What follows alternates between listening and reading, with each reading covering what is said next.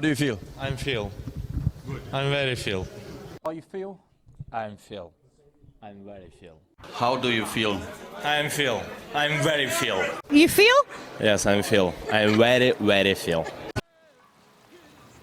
Welcome back, Heroes and Adventures. I am the Ancient Gamer, and today we're going to be talking about Skyrim Anniversary Edition, the new re-release of Skyrim to celebrate the 10th year anniversary of the original release of the game in 2011. And although it's very exciting and a lot of us are pretty psyched about this, it does come with some ups and downs, and we're going to talk about those today in this video. But before we do that, do me a favor, do me a solid, and if you enjoy this video, give it a like, make it happy.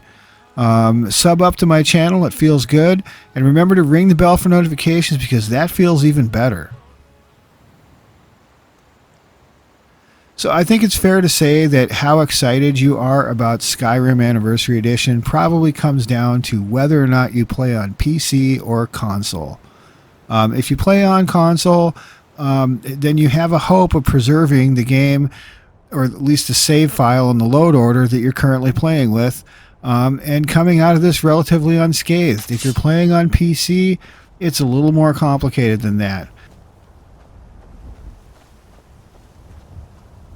Now, the first thing I should get into, though, is that if you're on PC, you can avoid this update, okay? Because the game is not going to be released as a standalone, Anniversary Edition, sitting there right next to Special Edition. It's going to come as an update to Special Edition, and so now you can on PC duck this update. What you have to do is make sure to go into your Steam and disable automatic updates, and then after you do that, don't ever launch the game through Steam again. Launch it through the Skyrim Special Edition Script Extender loader. Okay, now if you do that, the game won't update, and you should be able to just keep on trucking. However, if you do want the Anniversary Edition, if you do want to accept the update, and I think deep down inside most of us are going to want to, if you do that, then the problem is going to be that the script extender is going to be broken, and from what I understand, it's going to be broken in a little bit more of a major way than it usually is. Now, the folks that work on the script extender are fantastic about getting right on it. It's usually just a matter of a few days, but I'm under the impression that it might be a little more complicated this time, that the changes to the Skyrim executable are going to be deep enough to where it's going to not be as easy for them to just patch her right up and get her back out the door. And then, of course, we have to wait on all the mods that are dependent on the script extender, that hook into the script extender. All those mods need to be updated too. So all the mod authors, that are working for free and doing it as a labor of love, they're going to have to drag their files out and go through and put a little bit of legwork into that for everybody. So, and most of them will, I'm sure, but there's maybe going to be some who don't want to anymore, or who have moved on and are modding other games, or maybe not even modding at all. Okay, so we're dependent on a whole lot of variables to kind of be able to come out on the other side of this with exactly what we have going in.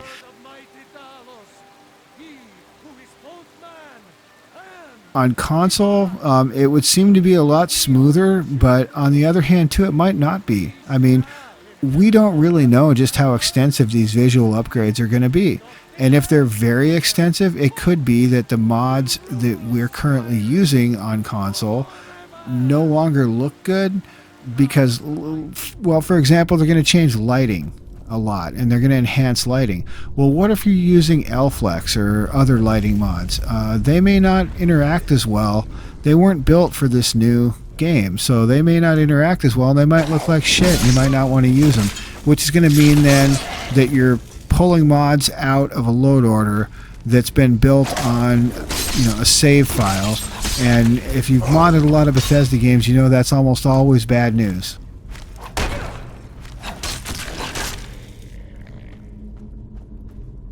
Even on console, I think this could get sticky. Now, I hope I'm wrong, and if I'm wrong, I'm going to be thrilled, but my gut tells me that this could really be a problem, and part of it is because Bethesda's games are so picky and so persnickety about how they run and how their save files work. it's very easy to corrupt a save file with a Bethesda game. You can literally fart wrong and fuck up a save file when it comes to Skyrim or Oblivion or Fallout 3 or Fallout 4. And so I think that's part of why I'm a little bit nervous about this.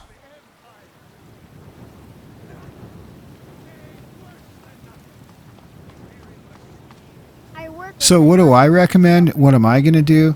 Well, I recommend that you do you. I mean, you know, I totally respect anybody who wants to try to fight with this and try to, like, you know, shed water on the Titanic with a bucket, if that's what it turns out to be. You know, cling to your load order and fight for your save files, and maybe you'll come through the other side.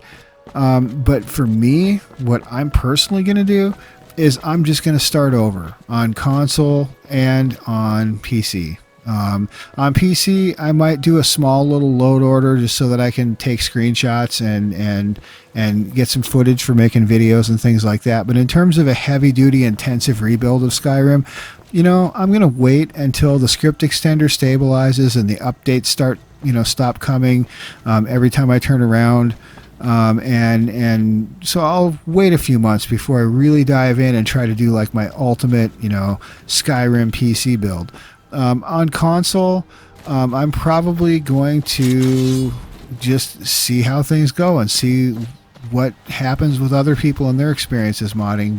But with both platforms, I'm going to go ahead and just start over. I'm going to nuke everything and just start from the beginning.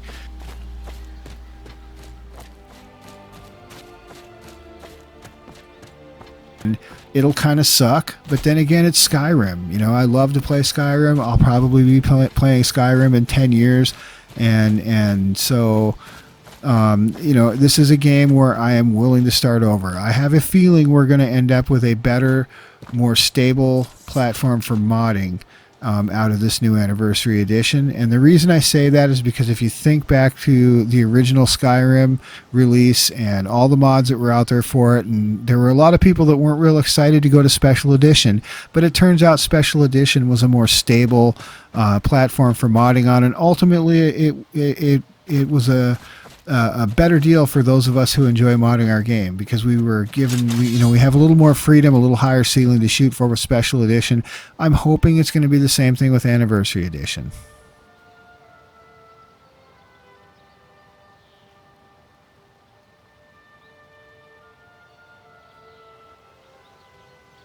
I am the Ancient Gamer. Thanks for watching. Feel free to leave a comment. I love hearing from you. If you enjoyed the video or found it useful, please make it happy. Give it a like. It really helps.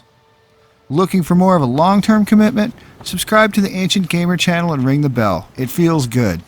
Remember, it's all about the games we play and love to play. It's all about the games.